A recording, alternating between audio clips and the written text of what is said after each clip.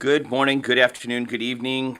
Welcome to the Venture Outfitter. I'm Kevin Koym. Actually, here we were just having like a little bit of a pre-official program chit chat about what's going on around the tech ranch and stuff like that. Today, we're gonna have a community conversation. I'm excited about having a community conversation because it is my favorite style of interaction. A lot of times, we'll have different people come on to the program and stuff like that and present. But sometimes the most important interactions are the ones that happen among us. So, just on kicking things off, I have a few things I'm going to share about what's happening around the tech ranch and things like that too. And to people, if we ever have anyone who's listening in from Zoom, I have some specific feedback that I'm like, come on, guys, it should be easy that when you reconfigure into presenter mode, that you don't have to scramble to find the chat and all that sort of stuff. But oh well. I'll gripe about that at another point. So, welcome to the Venture Outfitter. Part of what we do as an organization at Tech Ranch is discover talent, develop talent, connect talent to opportunity, and help it scale. That's the Venture Outfitters mission. The idea about this, though, is that we're a community of people that work with each other to actually help us build our businesses back and forth. Thank you to DualWorks. DualWorks is the co-working place that Tech Ranch works out of. That's where the studio is at. Linda Blackman was in Venture Forth 17. For those of you that don't know what Venture Forth is, Tech Ranch has run 45 different times a cohort of programs called Venture Forth. We're going to be bringing it back in a few more months. But she was one of our members, became wildly successful with the business that she launched, and then decided that she wanted to get into the co-working business. So thank you, Linda, for supporting us, supporting the community, and real excited to be here. If you're looking for a office space, or if you need, like if you're out of the country and you're looking for a physical point of presence, like I just had a couple of guys from Mexico that said, "Hey, we're about to launch our business. We need an address." She does that really well, and their team is very professional. And the nicer thing about this co-working place versus some of the other ones is it's quiet. You can actually really get work done here versus some of the other places that are out there that end up being kind of too chatty Cathy kind of places. We've had some interesting things happen with our intern program. There's two different levels of our intern program. We're going to meet a few of our interns inside of Tech Ranch later today. But then there's another program that I want to make sure I tell you about for Venture Outfitter Network members, or if you're in a coaching program or the Pioneer program. Part of what just happened is we just placed 5 programmers that are coming out of an intern program that in those 5 in that other program, in that programmer software development program, are being funded to then go work for you. And so if you're not in the network yet, if you're just in the community level of things, the community is set up so that you can, well, actually, let me just list some of the things. The community is set up so that you can actually do all sorts of interactions and work with each other without any kind of charge. I want to make sure that we keep that open. But the Venture Outfitter, the next level of the program is our network. And what we have is a set of classes you can take off of a learning management system, all sorts of other things. Now, a lot of these things are already available to you in the community. But the type of stuff where where one of our team members has to do a lot of coordination, we're asking for a small fee.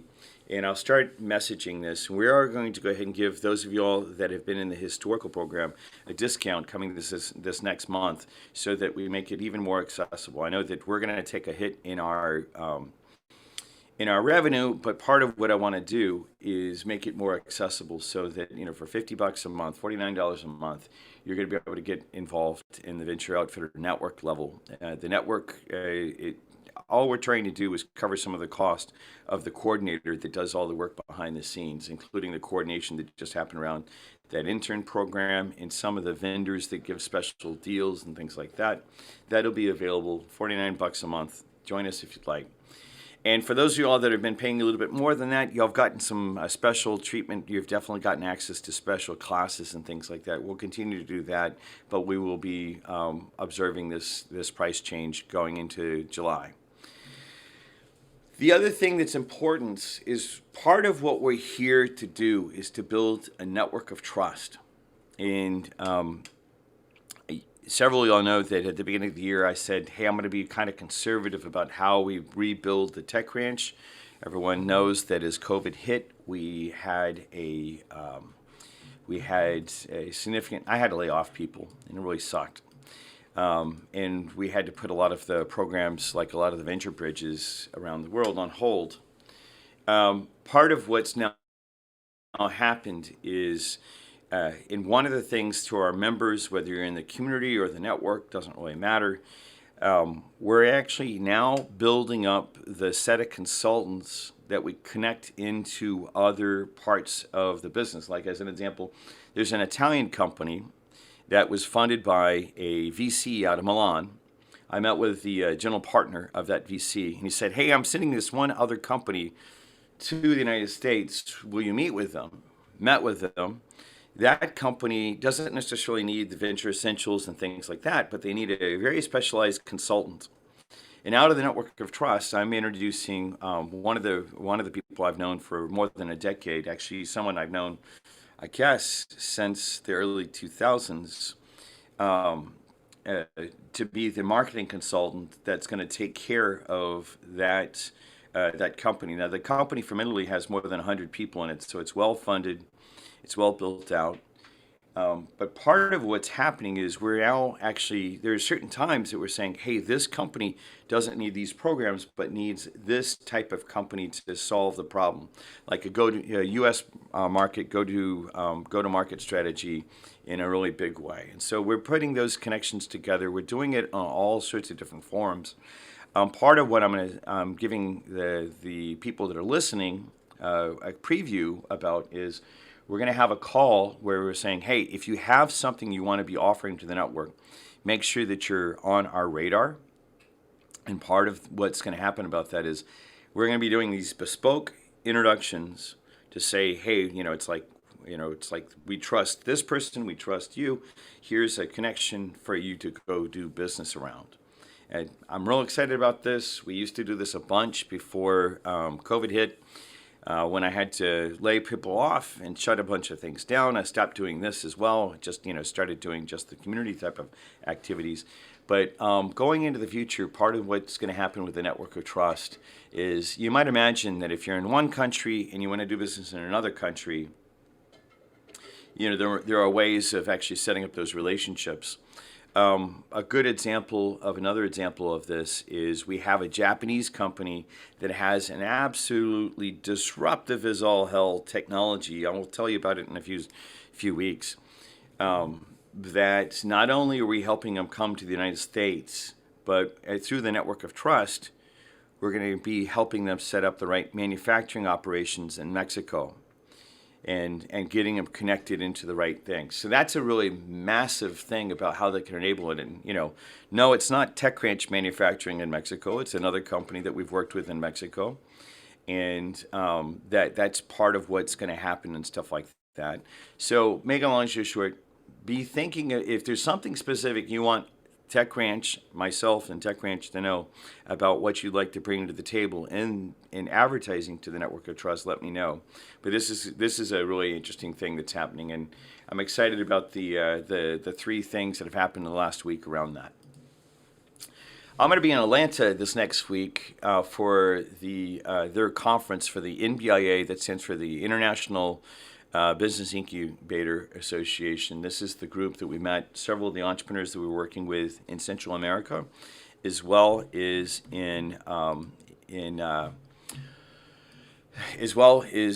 the Czech Republic. We met those guys through NBIA, and so I'll be presenting on Monday at 3 o'clock Eastern Time, 2 o'clock Texas time. The programming won't be published live. I don't think that they're going to be spooling it out, but we'll be doing more things about that as well. If you're in Atlanta and you want to meet up, let me know. I'll be kind of staying at the hotel that the conference at for the whole time, but happy to link up with you. I'll be off the grid though right before that.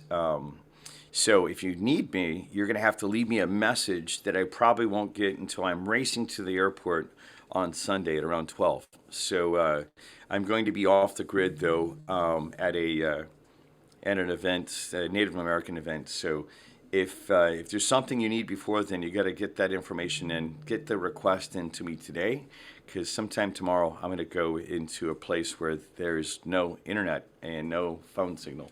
So, but looking forward to being there at NBIA in Atlanta and meeting up, and we'll share a bunch of different details there. And another thing that's coming soon, you'll see this. You'll see all these things on the event calendar. Is June 30th next Thursday at this time? We're going to have our country managers orientation. What is our country managers orientation?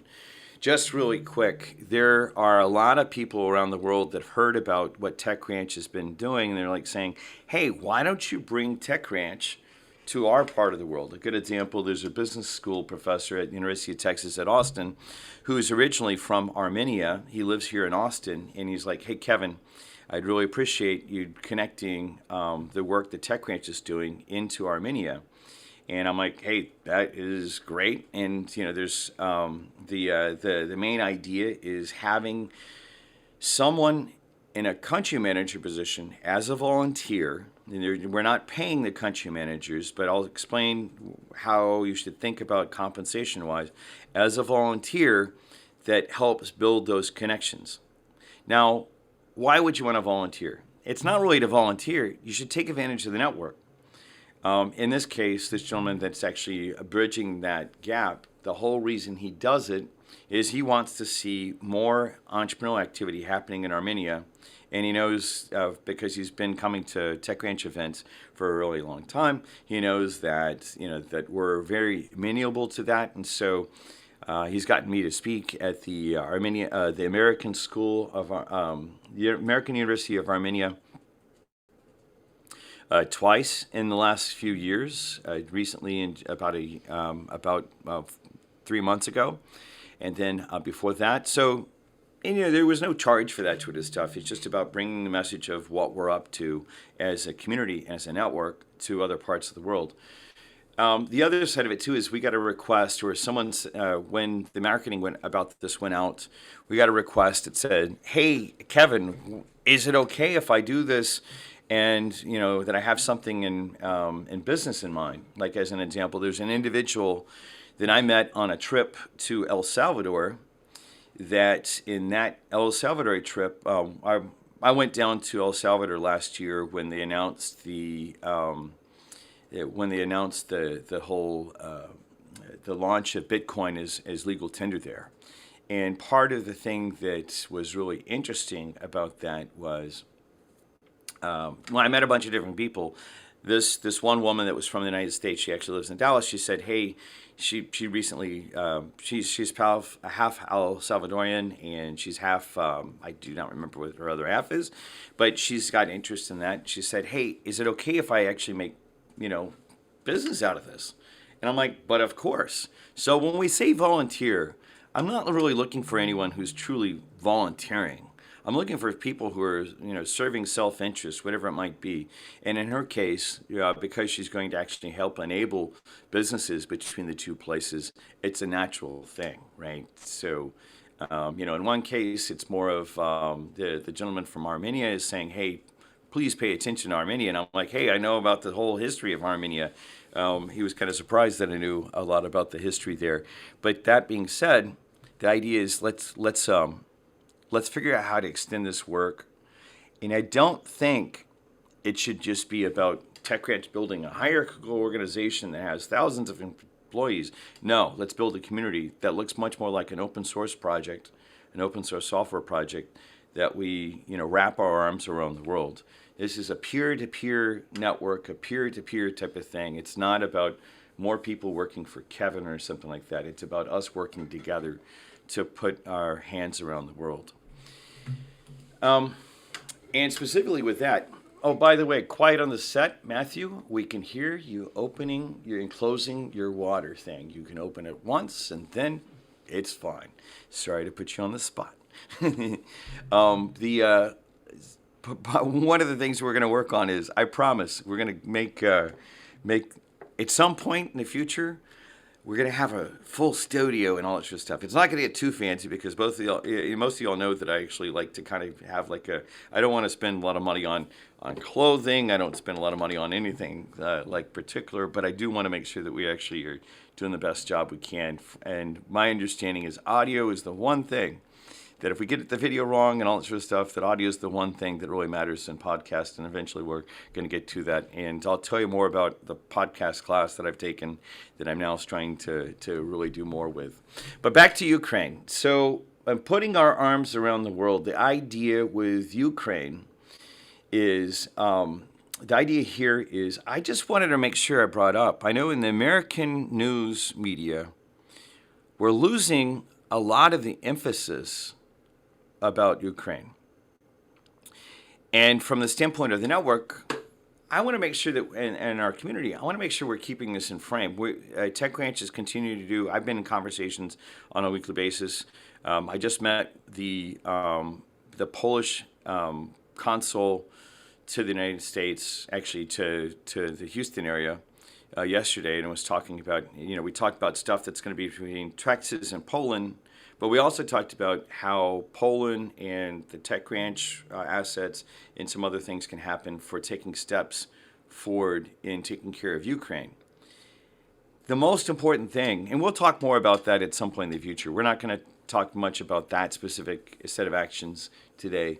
But the main thing I'm concerned about is the American public is fatigued about talking about Ukraine. And I think that we need to keep this in frame. I want to make sure that those of you that are interested in this conversation, that we keep this in frame. We keep it present in our mind that people are dying needlessly in Ukraine because of the war that's happening there. And so part of what we'll do is we do have activities about this. We'll have a few more entrepreneurs from Ukraine come speak to us. We'll start talking about the active programs that are happening. And like I mentioned, I guess it's been weeks ago, and I don't remember exactly which week it was. I can't wait until I have that next drink with my friends in Kyiv and my friends in Lviv, and to sit face to face and help the process of rebuilding Ukraine. But most importantly for right now, we should make sure that we keep, especially if you're American and you're in the United States, to keep it in frame for our politicians to pay attention to what's going on in the world. We can't ignore this because it's a war of aggression that shouldn't be happening. And so I want to make sure that I at least keep us keeping this in mind. The other thing about it is there's a very important commission that's going on concerning the January 6th activities that happened January 6, 2021. You see one of the photos from the AP that about what happened. If you're not paying attention to what's happening with the commission, it's important. I would even say for some of my non-American friends, I've actually been pleased to know that they're kind of paying attention to it, because we're at the point that democracy is getting its first big test. Actually, I guess it's the second big test, the first big test being around Abraham Lincoln's time. And I want to make sure I just remind you, it's important to see some of the commission things. I won't report on them here. Maybe we'll have a few people in the community section of today to talk about what they're seeing. But I think it's important to actually say, if you haven't paid attention, it's important to pay attention, especially with the elections that are coming up. And with all that, I've got more to say about that, but I'll hold off just yet. But I do appreciate what the commission is doing, and some of the things that they've brought out, even in the last 24 hours, are pretty damning. And hopefully we'll get more visibility about that. All right, well, with that, today is all about the community. You know, a lot of times we, like I said at the very beginning of the program, one of the things I love to hear the most is I love hearing from you guys. What's happening in the world, from your point of view, what's happening in your corner of the world. I see that we have people from, let's see, we have but Washington State represented. We have a bunch of people in Texas. We have Guadalajara, Mexico represented. We have our one of our Brazilians is in the house. One of our Cuban Americans is in the house. One of our Russian Americans is in the house. Um, One of our Marines is in the house. A number of different people and all that sort of stuff. Part of what I want to do is we'll stop presenting and just say, I'd love to find out if there's anyone that just wants to report in and say, hey, this is what's happening on my part of the world, or anything that you need. I like kind of having free format kind of conversations. We'll go for about 25 minutes with this, and then we'll have a few other things that we'll say, and we'll close up for the day. I also love hearing from, I love the fact that we have a number of our interns that are in. If you want to report in about what you're looking at and or any other needs and stuff like that, I always love that too. So, who'd like to say something? Melvin, since earlier, right before we went on, you were actually telling us, tell us about the conference, what you're doing with your students in Atlanta right now. Skills USA National Competition and Leadership Conference in Atlanta, Georgia. It's a hands-on competition in skilled trades. So you have everything from cosmetology up through aircraft mechanics, diesel. It's high school level and college levels, 2-year colleges are represented here. I'm here with the Texas State Technical College out of Texas. So when there's a competition, what does that look like? I mean, people stripping apart diesel engines and putting them back together or something like that, or what's it look Absolutely. like?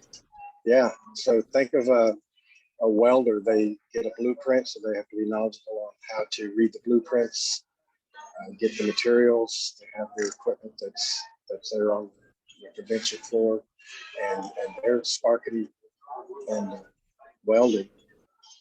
There's diesel trucks being worked on. There's automotive. I've got a student in precision machining technology, so they are given blueprints. They read what they've got to do. They've got to program the machine, pick the tools that will machine the material down to the part, and then they're measured that they meet the specifications. That's cool. Well, yeah, the trade schools are really important. I know that there's a lot of there's a lot of conversation that's going on about how we need more people to get into the trade. So thank you for leading that. Is there anything that you need for the work that you do with that school and other or anything we can do in support of your students as well as your personal work there? Oh, I don't on that, but Inter-American Education Consortium.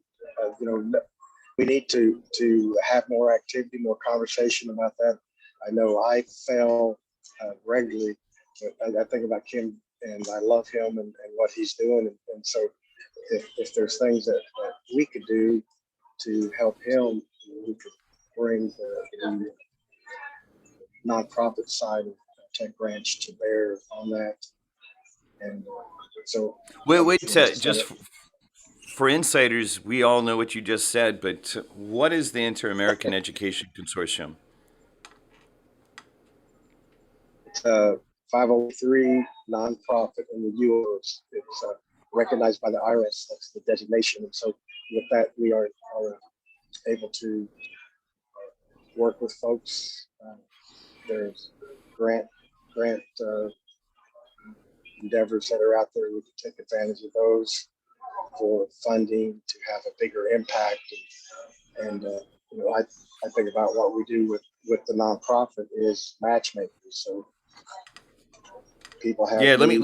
let me for those of y'all that haven't heard about this before, I'll tell you a little bit more about what Melvin's mentioning. So Tech Ranch has a 501c3 nonprofit that it works with.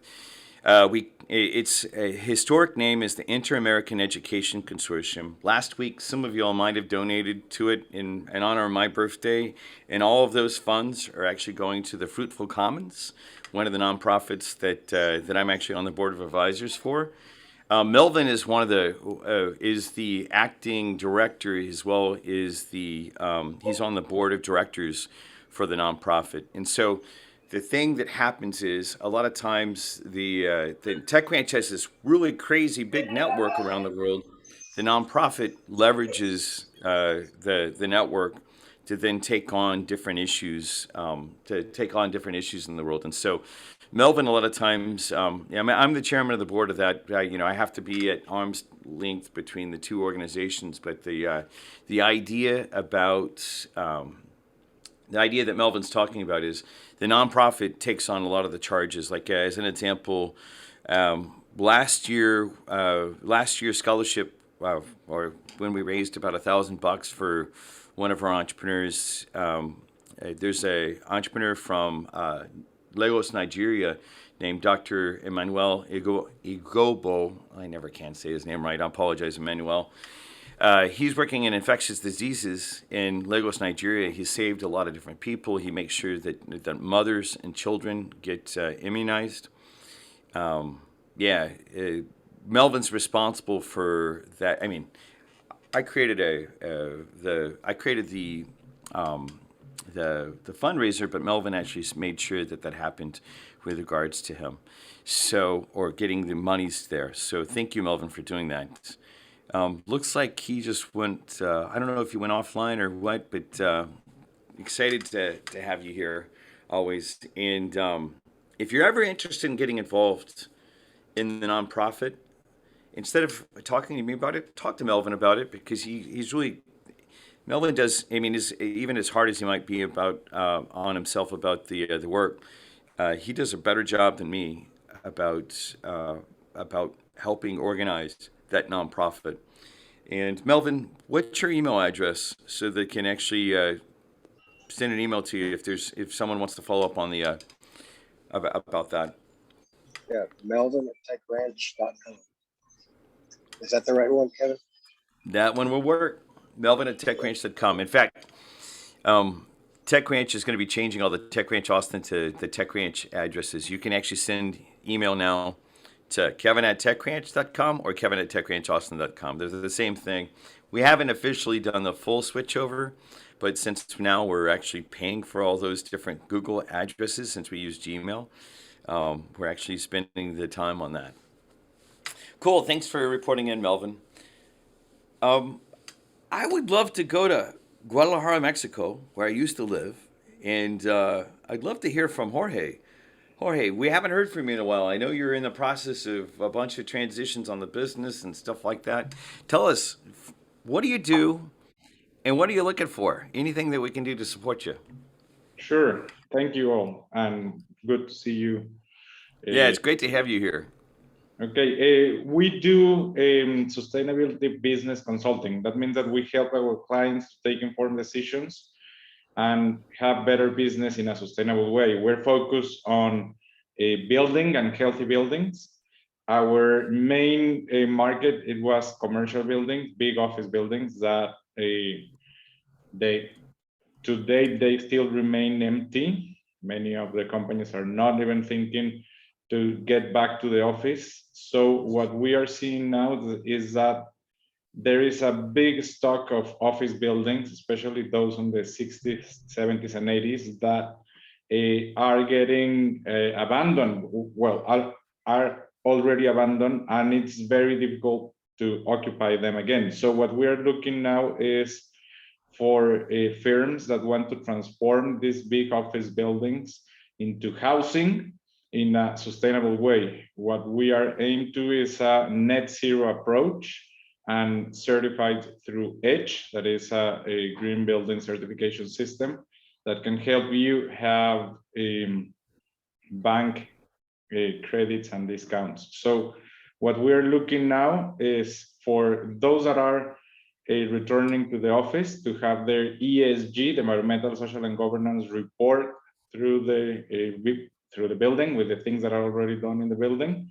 And for those stranded buildings that will never be occupied again, we have a partnership with an architectural firm that we're making the conversion and the whole sustainability approach, net zero approach. Actually, that's it. How do people find you? How do they get a hold of you? Sure, I'm going to put you my email in here and website. and it will be great if someone had someone that is in this situation.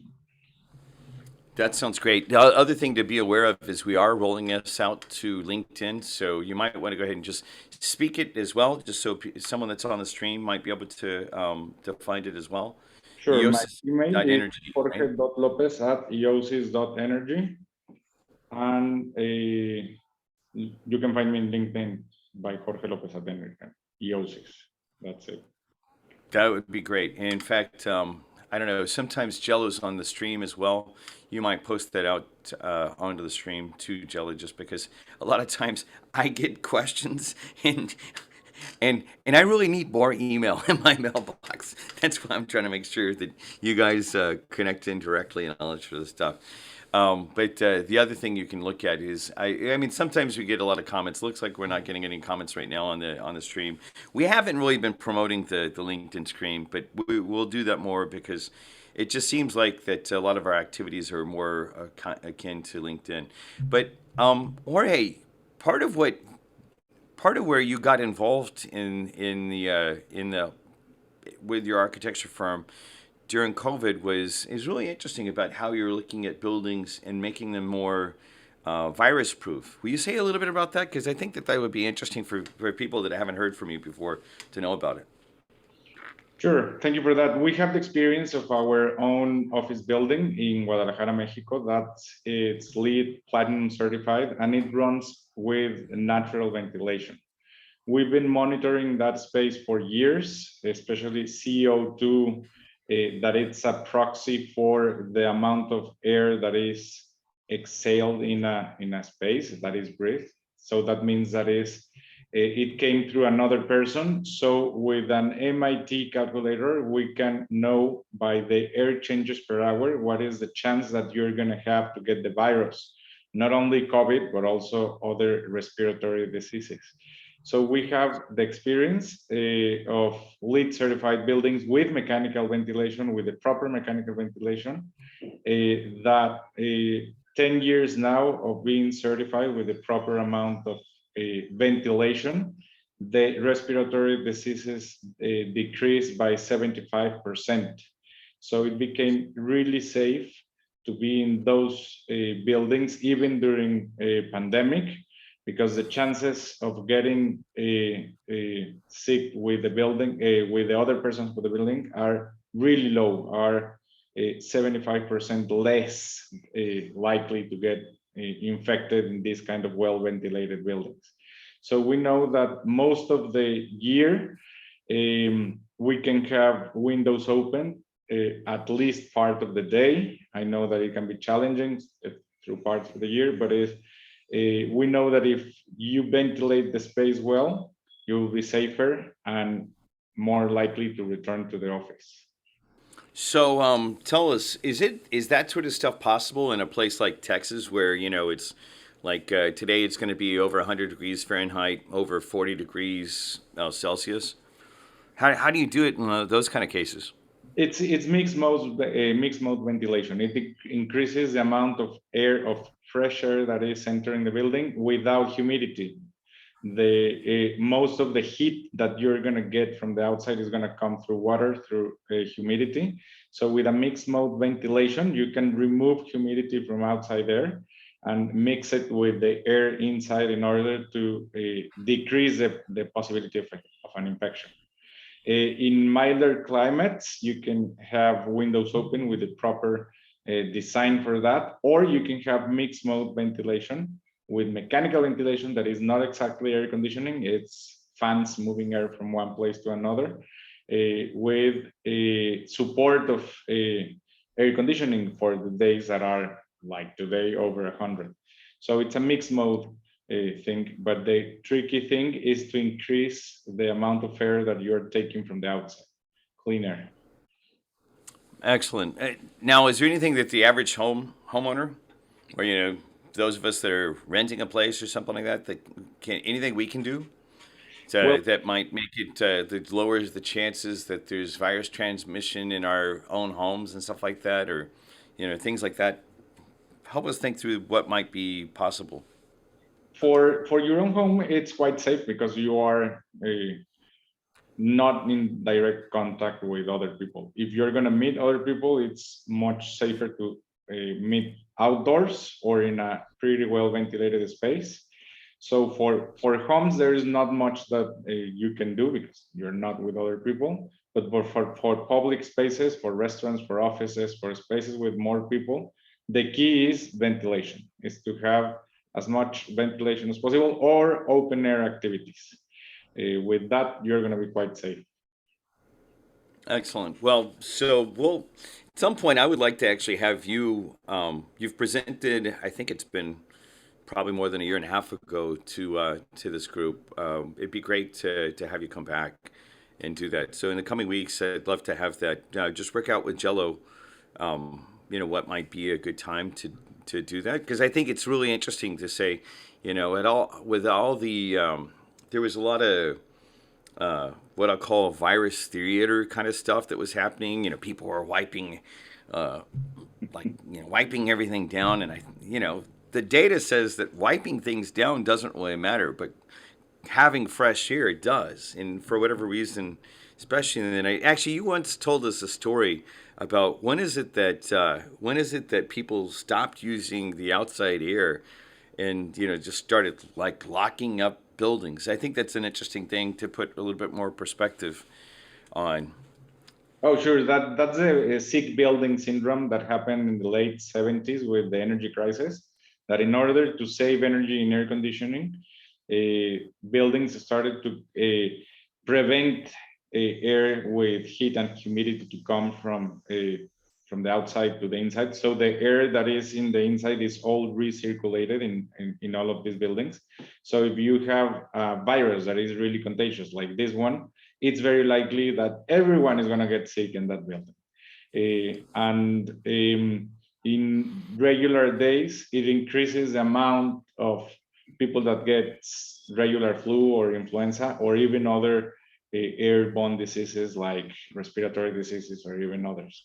But a lot of buildings are still with that sick building syndrome, especially buildings that are from that date, from the 80s or 70s. So those buildings are the least ones to be occupied. And there is something funny that the worse the building is for offices, the best is adapted for housing. And there is a housing crisis in the US. And there is also this stranded building crisis. They are saying that it's more than 50% of the office building stock that is going to be stranded, that no one is going to use it again as office. So there is a big opportunity in there. And we do have this team that can make the conversion, the architectural plan for conversion, and we are the ones that are do certification for net zero buildings.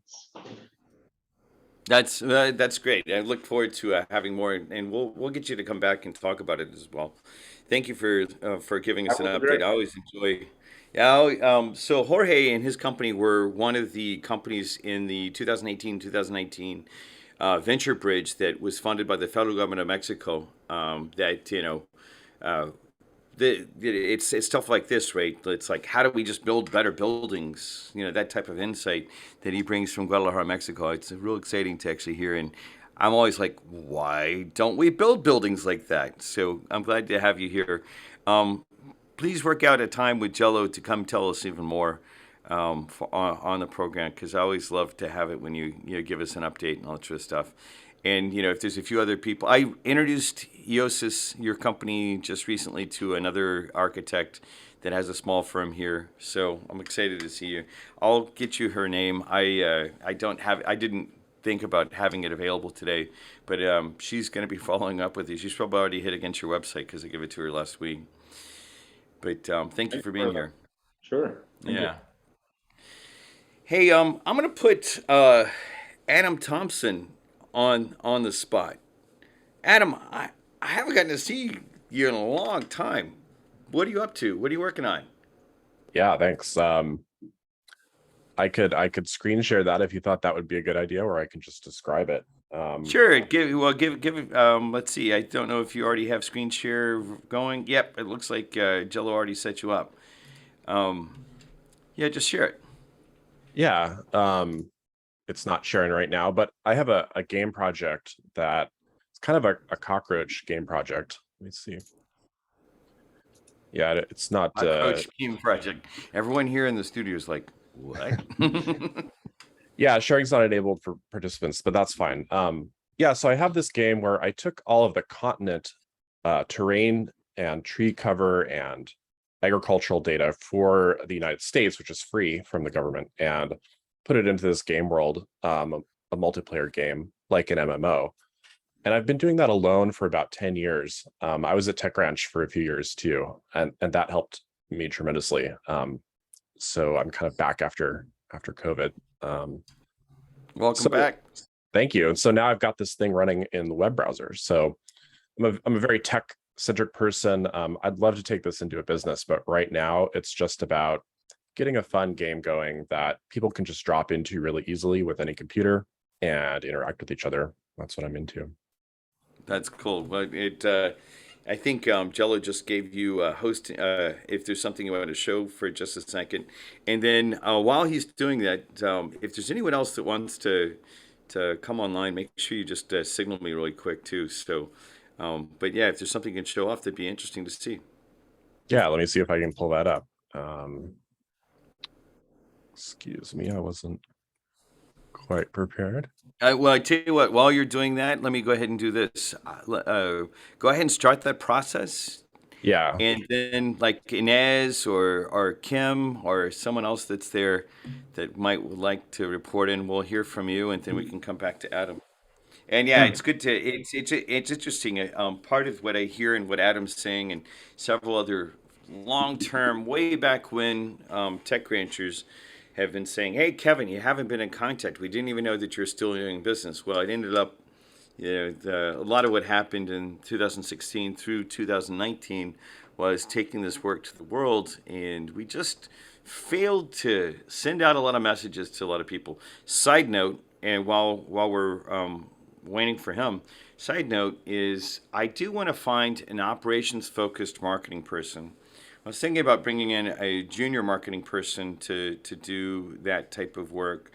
But I think I want to find someone that's more advanced, possibly even a business partner type of person to really start taking. I think we have more than 50,000 people on our email list, but we never call out to it. We never really, we never touch back with guys like Adam to say, hey, come on back into the fold years later.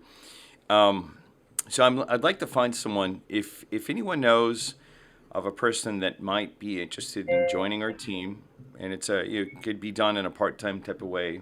As several of the venture partners that are in Tech Ranch, have Omar has his own investments, and then he's a venture partner as part of Tech Ranch. Enrique, based out of Querétaro, Mexico, has his own company called E. Kepler, and also is my business partner both in this organization, Venture Outfitter, as well as another one called Venture Connections. I'd like to find someone similar that has tight operations background that actually has got a lot of marketing, because there are a lot of people out there like Adam that are like, oh, dude, you're still in business? How come you don't email us and stuff like that? So, yeah, thanks for coming back, Adam. And yeah, do you have something you want to show off? Yeah, I'd love to. So here's my browser. So I'll just hit my game. And this is the new version. I've gone through 3 iterations on this game. The second one was in Flash. This one is in WebGL, which is browser 3D, which I think is a kind of an untapped thing we're going to see coming in the future. So this is a world of an actual place in the Rocky Mountains in the US, a place that I've camped, and so I'm very familiar with what it ought to look like. So the idea will be to have just a huge landmass with a lot of different players. This is multiplayer, so it's kind of a prototype. And you're saying that the data that you're actually receiving came straight off of like some national forest registry, or what was the data that informs this? Yeah, this comes from US Geological Survey data. It's called digital elevation model. So it's terrain, height, and then it includes things, agricultural data, such as, is this a swampy area? How tall are the trees? What type of vegetation? And so I kind of convert all of that into a binary format, which gets streamed to the browser because it's so huge, that you wouldn't want to give it to somebody on like a disk or a big download. This web page. This is a web page. It's only a few megabytes, and they could load theoretically anywhere in the continent. And then the idea will be to sort of build up a civilization with other players from scratch, kind of like a Minecraft, but more about the trade and the invention of technology.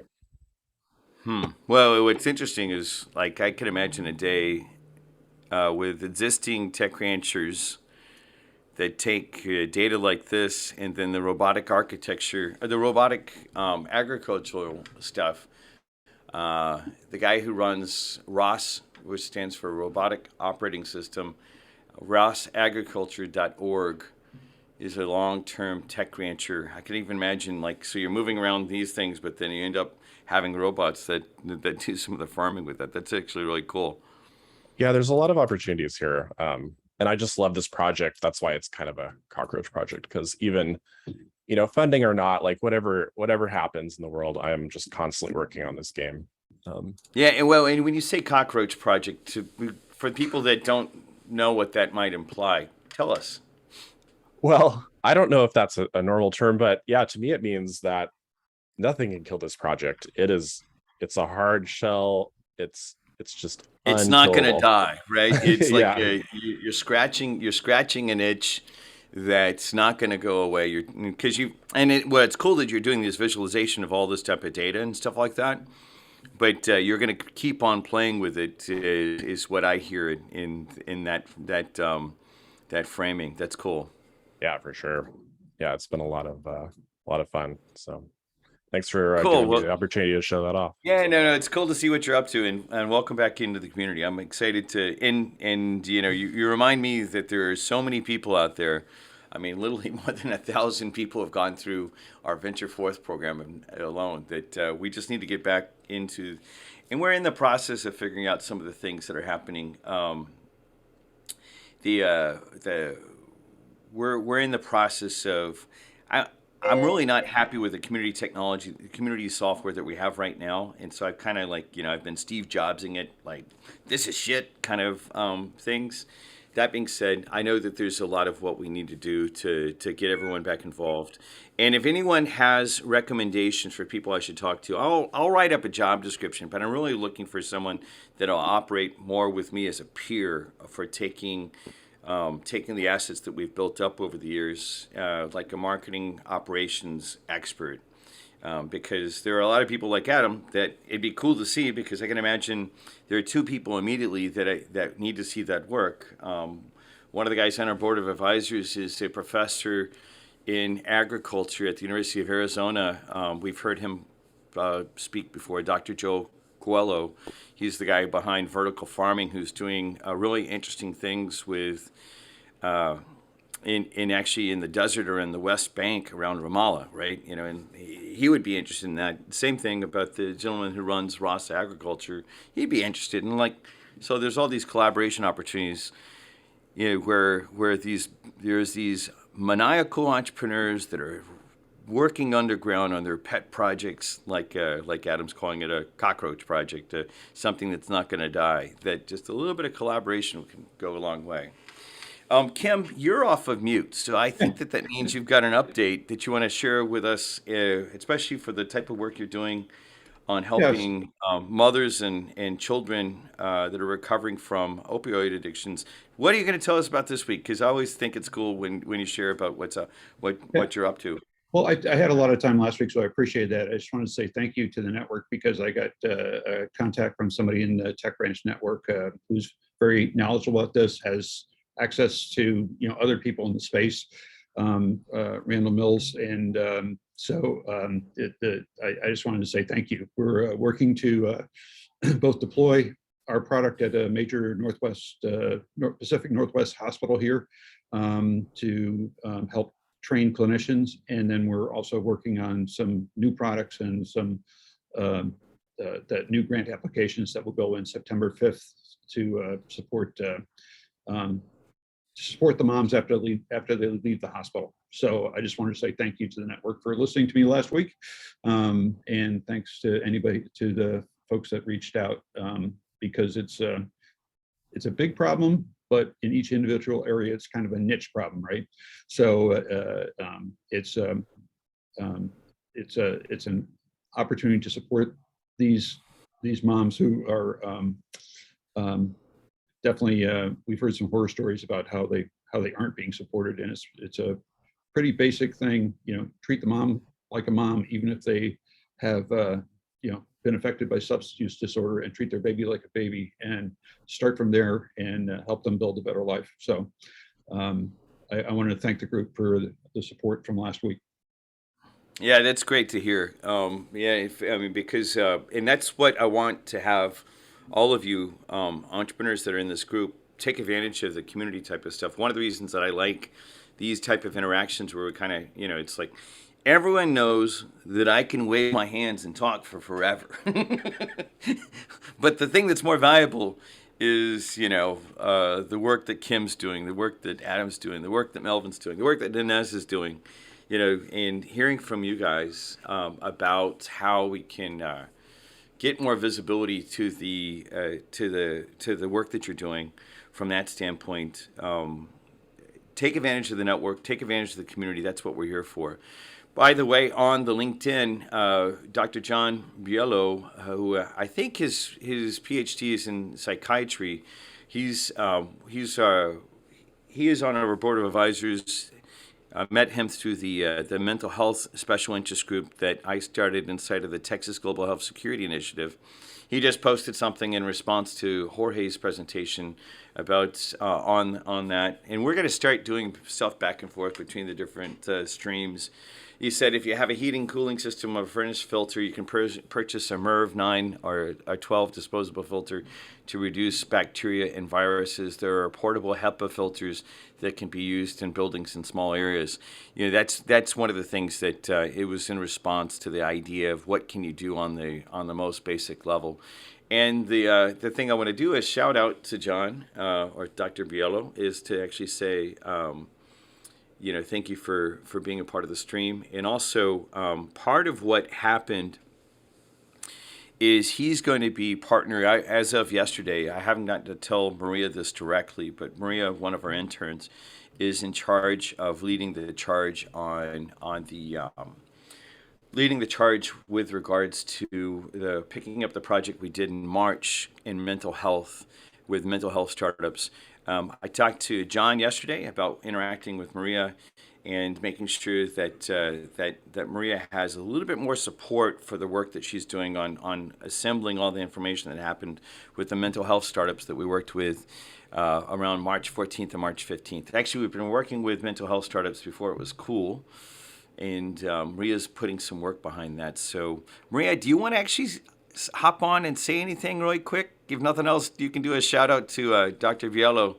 And I think that I've already introduced you all via email, and if I haven't, I apologize because I told him about you and what you're up to. So go right ahead. Yeah, I please. basically said what I'm kind of working on, and you did contact us by email, and I did email the doctor back, and I sent him some of the information and kind of the rough draft of what I'm working on, which we are trying to kind of make the information about the startups and other mental health, I guess, things. Sorry. Yeah, just more accessible, right? There's like a lot of that sort of stuff. Yeah. It's interesting. Part of what's happening with regards to Maria's work is Tech Ranch and the Venture Outfitter Network is a group forming network. What does a group forming network mean? There are little pockets of interest around agriculture, around architecture, around education, around mental health, around other things that we've heard about. And the main thing about it is I used to be the head of the mental health, that special interest group actually, I guess I still officially am, but the main thing is to more of map that out. So Maria will be doing that with the support of John. So thank you for doing that. I'm excited. And yeah, sometimes when I do those introductions, it's like it's late at night, and I'm like, okay, I've got to make sure I do this really quick. So thank you all for following up on that. And I'm excited about John is actually responsible for designing several breakaway drugs, or pharmaceuticals in supporting depression.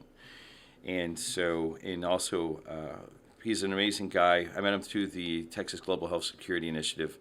Happy to have him on that committee. Happy to have Maria, you and him interacting with each other, because it's really clear from the mess that happened around COVID that we're at a point that we need to have even greater recovery. I think one of the reasons that we have such noise happening in the United States and around the world, but especially in the United States, is the mental health crisis that we're stuck in. And so mental health entrepreneurs can take that on. So thank you for taking that project on, Maria. And yeah, you and John will figure it out. I'll just continue to wave my hands, because that's what I do. I also am a beneficiary of some of the startups and companies that Maria and John are going to be supporting. At some point, I'll have a special program where I talk about how my own personal walk through depression. And since John just said, he just posted on to, he said, "Oh, you are too kind. I'm just barely superhuman." John was responsible for helping me on a particularly rough day.